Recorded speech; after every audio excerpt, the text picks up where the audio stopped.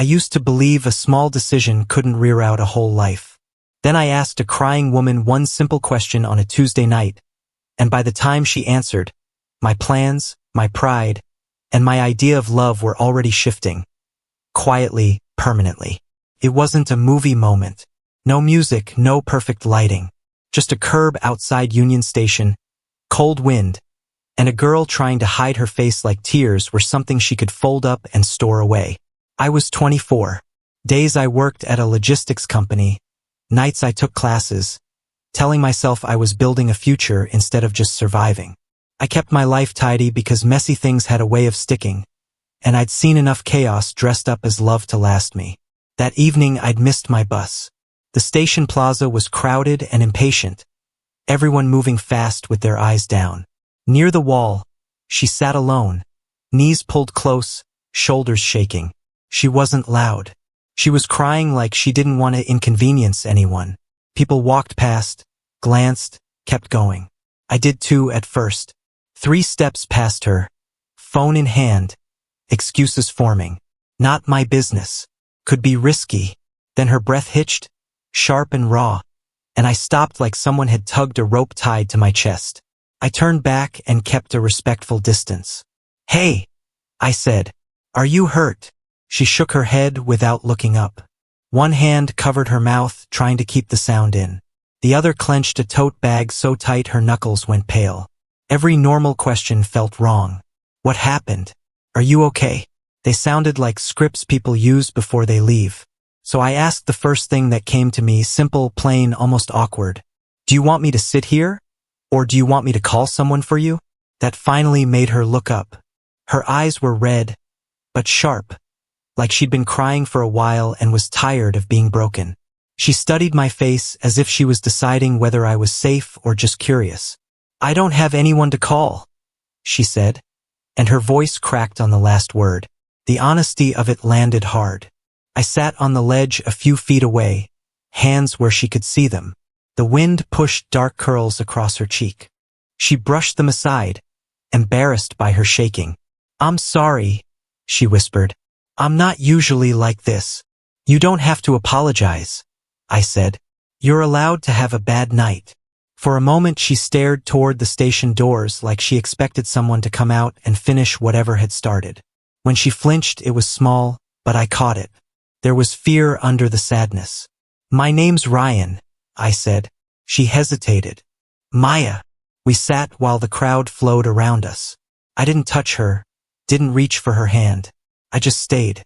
After a minute, she pulled a crumpled receipt from her bag and twisted it between her fingers. "He wasn't supposed to show up," she said. "He said he just wanted to talk." Her jaw tightened, like she was choosing what not to say. "Do you feel safe going home tonight?" I asked. She glanced toward the street, then down again.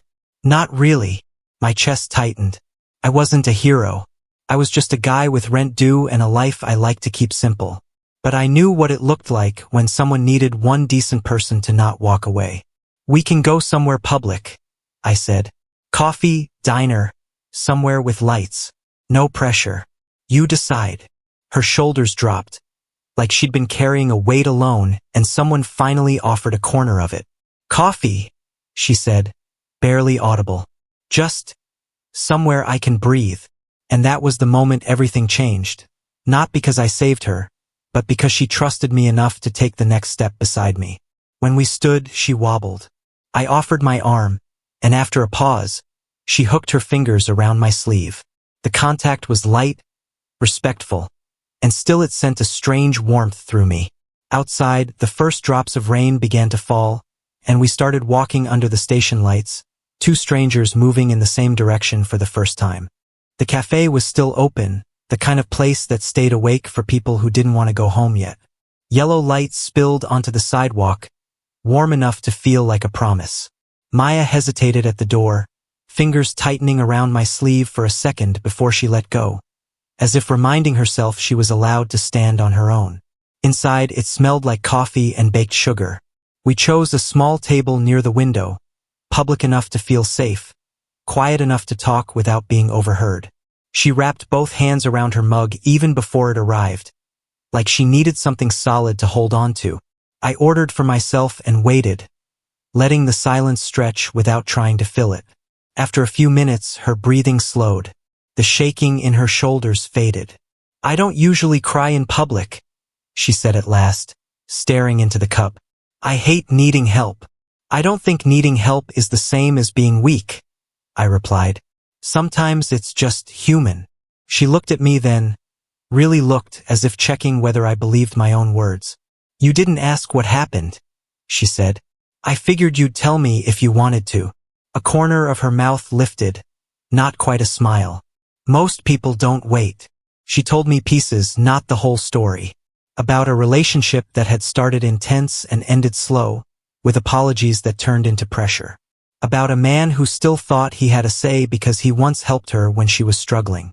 She didn't use words like control or fear, but they hung in the air anyway. I listened, nodding, careful not to interrupt. Every now and then, when her voice wavered, I slid a napkin across the table. She took it without looking, our fingers brushing briefly. It felt intimate without being inappropriate, like a shared understanding. When she asked about me, I kept it simple. My age, my job, the way I liked routines because they made the world predictable. I didn't tell her about the nights I lay awake wondering if my life would ever feel like more than a list of responsibilities. That part felt too close to the bone. An older couple sat down nearby, laughing softly, their hands intertwined like it was the most natural thing in the world. Maya noticed them too. Her gaze lingered, thoughtful. "Do you think it's easier when you're older?" she asked. "Knowing what you want?" "I think it's easier to know what you don't want," I said. "And that helps." She nodded, absorbing it. When we stepped back outside, the rain had settled into a steady drizzle. I offered to walk her part of the way.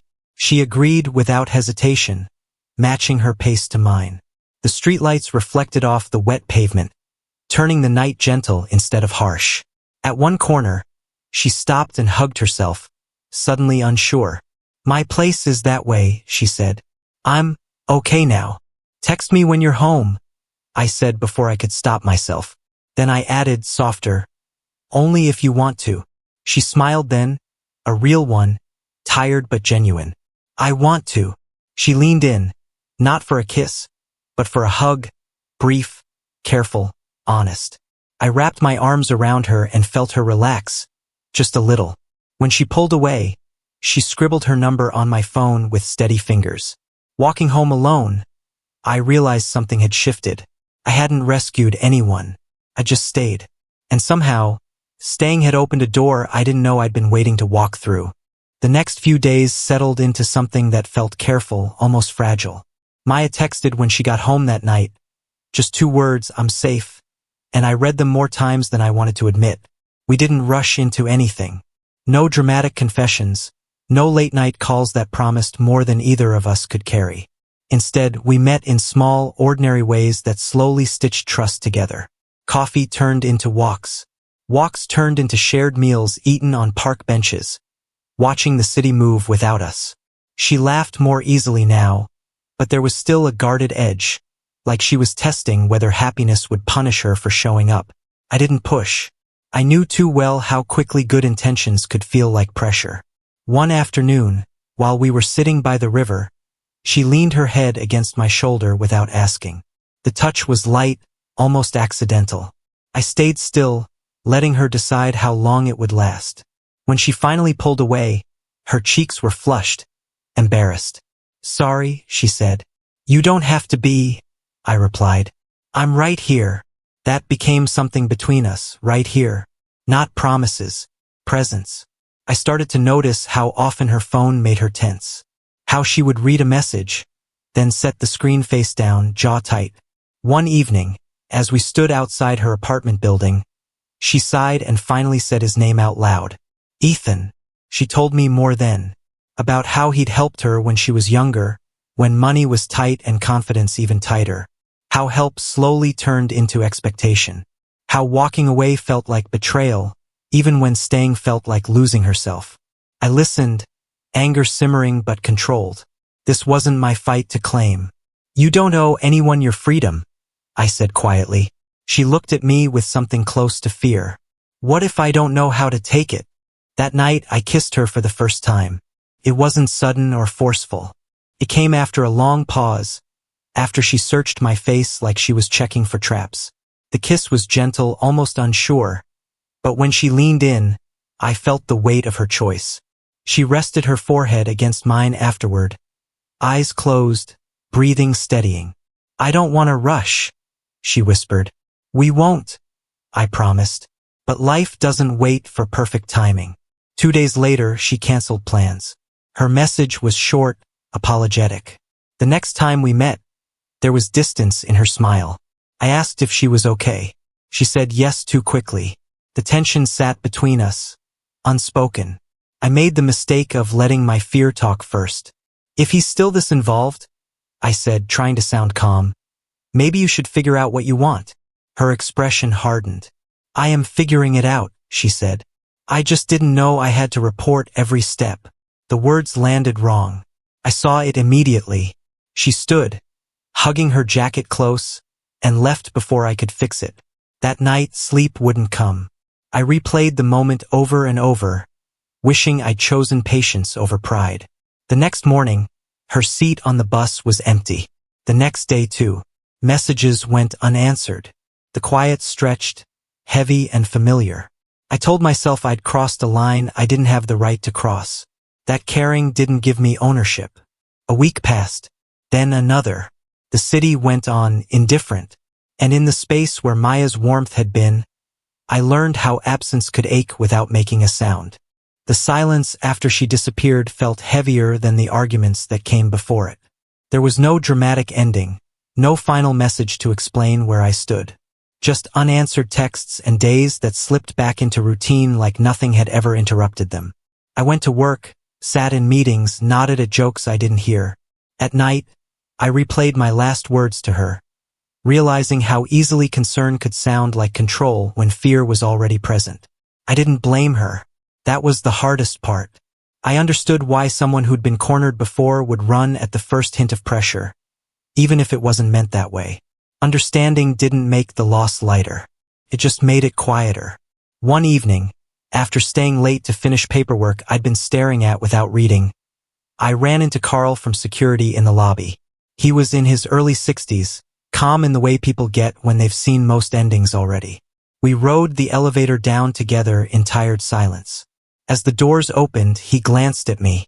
You look like someone who's holding their breath, he said. I almost laughed. Feels like that. He nodded once. Love will do that. Makes you think you're responsible for saving someone. Truth is, you're only responsible for being honest about where you stand. That stayed with me all the way home. I wasn't responsible for fixing Maya's past, but I was responsible for how I showed up or didn't. The next morning, instead of waiting for her to return on her own, I went to the cafe near her apartment. I didn't expect her to be there. I just needed to stop hiding behind patience that had turned into fear. I stood outside for a long minute before knocking on her door, reminding myself that whatever happened next had to be clean. No demands. No guilt. She answered slowly. Her eyes widened when she saw me, then softened into something cautious and tired. She looked smaller than I remembered, like she'd been carrying something alone again. I'm not here to argue, I said. I just needed to say something in person. She stepped aside. We sat at her kitchen table, the same distance between us as before, but heavier now. I crossed a line, I said, not because I cared, but because I forgot that your pace isn't mine. I'm sorry. She looked down, fingers twisting together. He showed up again, she admitted. I panicked. I didn't know how to explain that to you without feeling like I was failing. You didn't fail, I said, and I'm not here to make you choose anything. There was a knock at the door, sharp and familiar. Ethan's voice followed, calm and confident, like he'd rehearsed it. My chest tightened, but I stayed seated. This wasn't a confrontation I needed to win. Maya stood. Her hands shook, but her voice didn't. You can't keep doing this, she told him through the door. Helping me doesn't give you control. There was a pause, then footsteps fading away. When she turned back to me, tears finally fell. I stood and pulled her into my arms. She didn't hesitate this time. She clung to me, breathing uneven, and I held her without promises or urgency, just presence. I don't know what happens next, she said quietly. That's okay, I replied. We'll take it one step at a time. Later, as dusk filled the room, she kissed me. Slow, certain, chosen. Not a solution, a beginning. For the first time since she'd vanished, the future didn't feel like a threat. Felt open. The days that followed didn't arrive with fireworks or certainty. They came quietly, one after another, asking to be handled with care. Maya didn't move in with me. We didn't label anything. We just kept choosing to meet. Sometimes for coffee, sometimes for nothing more than a walk around the block when the evening felt too heavy to spend alone. Trust rebuilt itself slowly. I learned the rhythm of her moods, the moments when silence meant comfort and when it meant fear. She learned mine, the way I went quiet when I was overwhelmed, the habit I had of fixing instead of listening. We talked about it awkwardly at first, then with more ease. No accusations, just truth. One night, after she closed a late shift at the cafe, she came over soaked from the rain. I handed her a towel, and she laughed at herself, standing there in borrowed clothes while I made tea. She sat on my couch, knees tucked under her, steam rising from the mug between her hands. Without thinking, she leaned into me. I wrapped an arm around her shoulders, and she rested her head against my chest, listening to my heartbeat like it was something she needed to memorize. That was when I understood love wasn't about intensity. It was about consistency. Ethan tried once more. A message. Polite. Concerned. Maya showed it to me, her hands steady. She didn't ask what to say. She already knew. She wrote back herself. Clear, calm, final. When she put the phone down, she exhaled like someone stepping out of a locked room. I think that was the last door, she said. I nodded. You closed it. Spring came quietly.